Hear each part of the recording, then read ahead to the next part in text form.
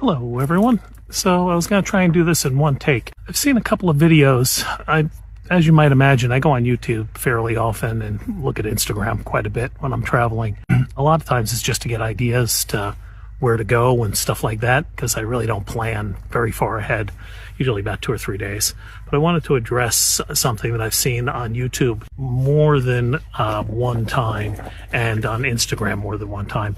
It's people like telling other people that their gear isn't any good or their trucks aren't any good, and because they can't seem to relate to anything other than what they have. At least that's the impression I get. And one of the things is that there's a lot of content out there with Unimog stuff and big trucks with big 4-wheel drive trucks and big military vehicles that are getting converted with these big trailer-like structures on the back.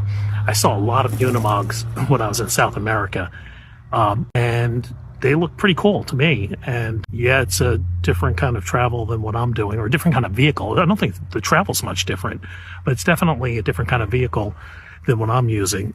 And there's weight considerations and height considerations and width considerations when you're driving something like that.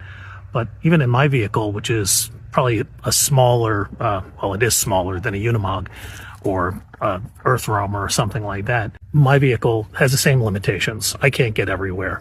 And the bigger vehicles certainly do seem nice if you're going to be doing long-term travel. And the people that are complaining about them, I don't understand when they start talking about, that there's so much money and all that stuff. I mean, I can understand that there's so much money.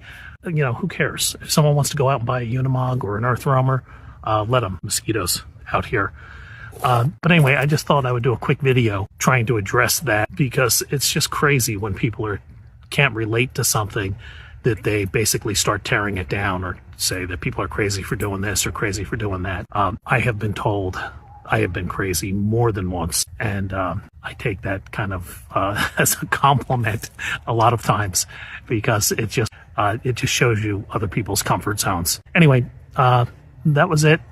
I didn't want it to sound like a rant. The mosquitoes are out. Let me tell you where I am. So I am in Manitoba, just outside of Winnipeg, at a campground. I've been here this is my 4th night. I'm going to get going, and I think I'm going to try and book it to Yellowknife. And was looking at the map, and that's going to take, I think, 24 hours or something from where I am. So I think I'm going to try and do that in maybe 3 or 4 days and just boondock my way up there. And then after Yellowknife, I'm going to go to Lord Hot Springs. That's something that I did the last time I was up this way. And then beyond that is Tuktoyaktuk, the Arctic Ocean. And then once I get up there, depending on what time of year it is, probably be sometime in September, will inform my thoughts on whether I'm going to go into Alaska or not. Ultimately, I want to be back in the U.S. for Thanksgiving, or at least that's the plan. And then maybe somewhere else after that. I haven't figured it out. Anyway, I got some mosquito bites on me, and I am going to go make dinner. Thanks for watching.